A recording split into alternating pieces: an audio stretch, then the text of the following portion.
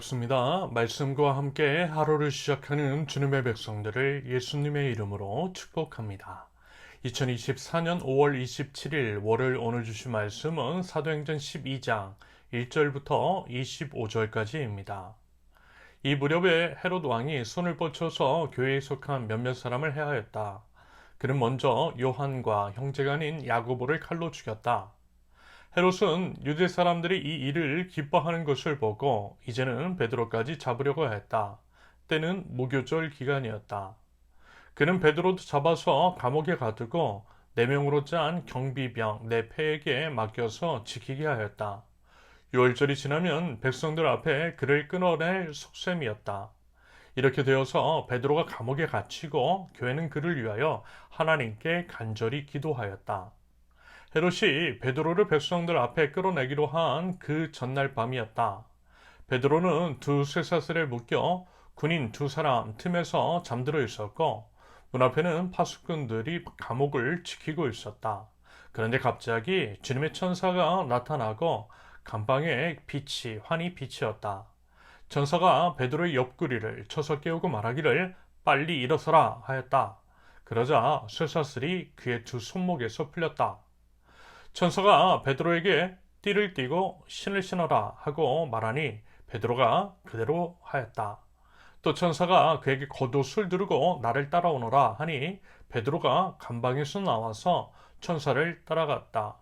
베드로는 천사가 하는 일이 참인 줄 모르고 자기가 환상을 보고 있는 것이라고 생각하였다.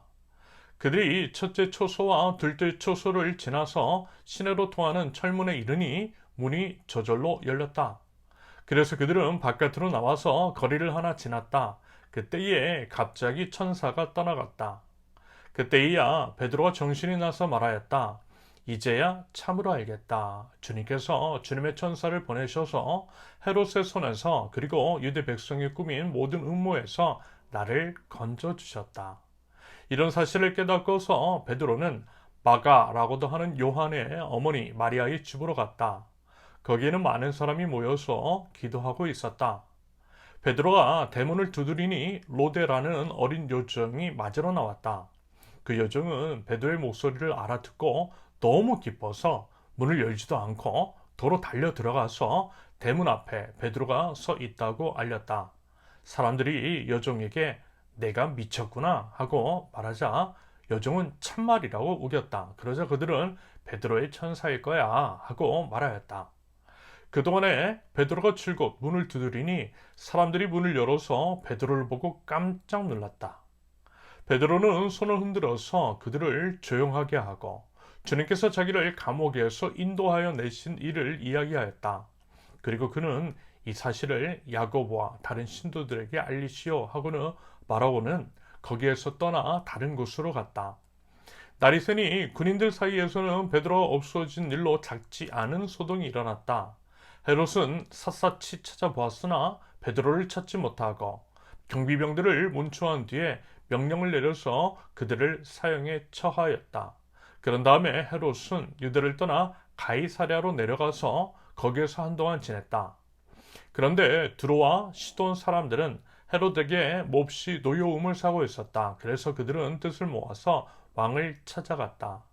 그들은 왕의 침실 시종 블라스도를 설득하여 그를 통해서 헤롯에게 화평을 청하였다. 그들의 지방이 왕의 영토에서 식량을 공급받고 있었으므로 이렇게 할 수밖에 없었다. 지정된 날에 헤롯이 용포를 걸쳐 입고 왕좌에 좌정하여 그들에게 연설하였다. 그때의 군중이 신의 소리다, 사람의 소리가 아니다 하고 외쳤다. 그러자 즉시 주님의 천사가 헤롯을 내리쳤다. 헤롯이 하나님께 영광을 돌리지 않았기 때문이다. 그는 벌레에게 먹혀서 죽고 말았다. 하나님의 말씀이 점점 더 널리 퍼지고 믿는 사람이 많아졌다. 바나바와 사울은 그들의 사명을 마치고 마가라고도 하는 요한을 데리고 예루살렘에서 돌아왔다. 아멘. 본문은 헤롯이 유대 왕으로 있으며 교회를 핍박했을 때의 기록입니다. 헤롯은요 요한의 형제 야고보를 죽였고요. 사도 베드로를 감옥에 가둡니다. 이에 교회는 기도했고요. 천사의 도움으로 베드로는 풀려납니다. 이어서 헤롯은 하나님의 심판을 받아 죽게 되고 그 이후에 하나님의 말씀이 점점 더 널리 퍼지고 믿는 사람이 많아졌다라고 하는 것이 오늘 본문의 대략적인 내용입니다. 이와 같은 내용을 토대로 말씀을 네 가지로 한번 나눠보겠습니다. 첫째, 어려움이 닥쳤을 때 기도하라. 안타깝게도 사도 중 첫 순교자가 나왔습니다. 야고보가 죽임을 당했어요. 그뿐만이 아니라 사도 베드로까지 감옥에 잡아 넣었습니다. 이 자리를 보면요, 그렇게 한 이유로서 유대인들이 그것을 좋아했기 때문이라고 말합니다. 악한 왕 헤롯은요, 유대인의 마음을 얻기 위해 그리했다라고 해요. 그리고 아마 헤롯은 6월절 이후에 사도 베드로 역시 죽일 생각이었던 것 같습니다. 교회요, 너무 큰 슬픔과 위기가 찾아온 거죠. 그러면 여러분, 이와 같은 위기 상황 속에서 과연 교회는 무엇을 했습니까? 기도했어요. 5절의 기록처럼 베드로의 석방을 놓고 교회는 간절히 기도했습니다. 맞아요, 여러분. 기도해야 합니다. 하나님 앞에 무릎을 꿇어야 합니다. 수시로 기도하고요. 위기 상황에는 더더욱 기도해야 합니다. 기도할 때에 우리 하나님께서 일하시고 사람은 할 수 없는 것도 하나님은 이루어 주실 줄로 믿습니다. 아울러 한 사람의 기도도 당연히 능력이 있지만요, 여럿이 함께 교회 공동체가 한마음 한뜻으로 힘을 모아 기도할 때에 하나님은 반드시 놀라운 역사를 이루십니다. 오늘 본문에서 놀라운 방법으로 베드로가 풀려났던 것처럼 말입니다. 그러므로 부디 우리 개인 및 공동체가 하나님을 신뢰하고 기도의 능력을 믿는 믿음으로 더욱더 힘써 기도할 줄 아는 기도의 공동체, 그리하여 놀라운 응답이 쏟아지는 우리 세우는 교회가 될 수 있기를 바랍니다. 둘째, 부족한 믿음도 사용하신다.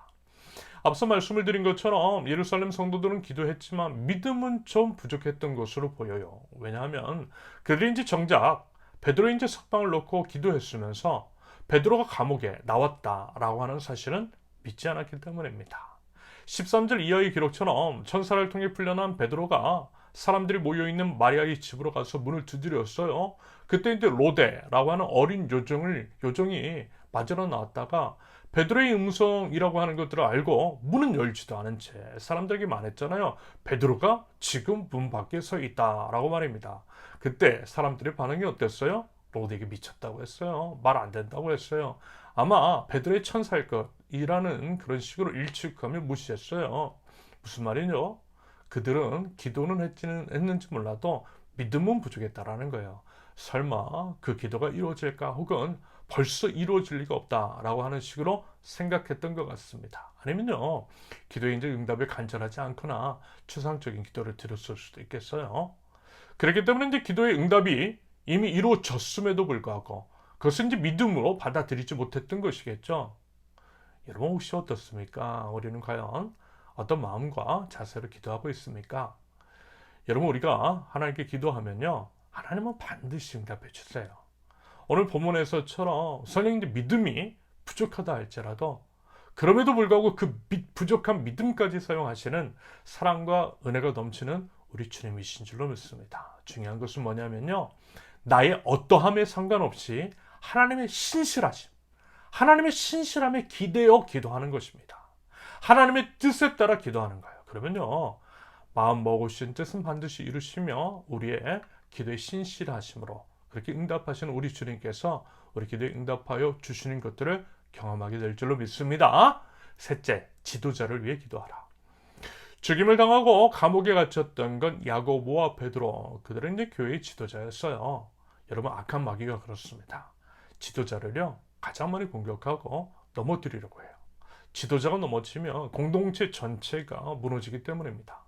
그래서 이제 지도자에 대한 공격이 심해요. 우리가 이제 비단 영적 지도자뿐만이 아니라 나라와 각계각층의 지도자들을 위해서 기도해야 되는 이유입니다. 여러분 어떻습니까? 우리 한국 사회 참 어수선하고 혼란스러워요. 그 중심에 지도자가 있어요. 어디든 다 그래요. 이런 모습을 보여주시고 경험하게 하시는 것은 지도자를 위한 기도가 필요하다라고 하는 말씀이실 것 같아요. 우리가 지도자를 위해서 더욱 힘써 기도해야 한다라는 것입니다. 그럴 때에 우리 하나님께서 우리 기도에 응답하사 지도자들을 붙드셔서 그리고 이제 세우셔서 자신의 본분, 그 책임과 역할을 다 할 수 있도록 은혜 베풀어 주시고 인도하여 주실 줄로 믿습니다. 자, 이제 마지막입니다. 넷째, 겸손하라. 어느 날 헤롯이 왕의 옷 용포를 입고 사람들 앞에서 연설을 하는데 사람들이 이제 신의 소리고 사람의 소리가 아니다 라고 하는 식으로 외쳤어요. 말하자면 헤롯을 띄워준 것이겠죠. 이와 같은 일들은 특히 타락한 지도자들에게서 흔히 보이는 모습입니다. 특히 독재자들에게 기생하는 박수부대들. 당연히요, 헤롯이 기분이 좋았을 것 같아요. 신의 위치에 자신을 올렸으니까. 그래서 즐겼을 거예요. 자신은 신이 아니라고 부인하지 않았을 것입니다.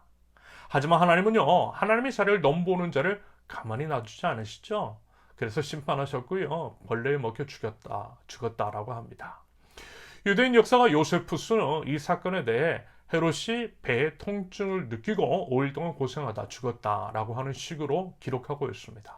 어쨌든 헤롯이 급사한 것은 역사적인 사실이고 성경은 그것을 하나님의 심판으로 해석하여 기록하고 있더라는 거죠. 결국요, 그가 죽게 된 이유는 교만입니다. 교만해서 심판받아 죽임당한 거예요. 여러분, 겸손해야 합니다. 아무리 이제 능력이 있고 수많은 노력이 있다 할지라도 은혜 아니고 우리 주님께서 허락하지 않으시면 아무것도 아니더라는 것. 그리고 이제 당연히 그 어떤 것도 이루어지지 않아요. 하나님께서 허락하셔야만 합니다. 하나님의 그 은혜를 알고 하나님과 사람 앞에 겸손해야 한다라는 거죠. 여러분, 우리에게 필요한 것은요, 능력주의가 아니라 은혜주의고 교만이 아니라 겸손입니다. 그 태도들을 견지할 때에 우리 하나님께서 때가 되면 높여 주실 줄로 믿습니다. 부디 하나님 앞에 겸손한 사람, 그와 같은 지혜가 있는 하나님 나라 백성들, 저와 여러분들 있을 수 있기를 예수님의 이름으로 축원합니다. 함께 기도합니다. 하나님의 은혜를 알아 감사할 줄 알고 하나님과 사람 앞에 겸손한 태도를 견지하는 저희 되게 하여 주시옵소서.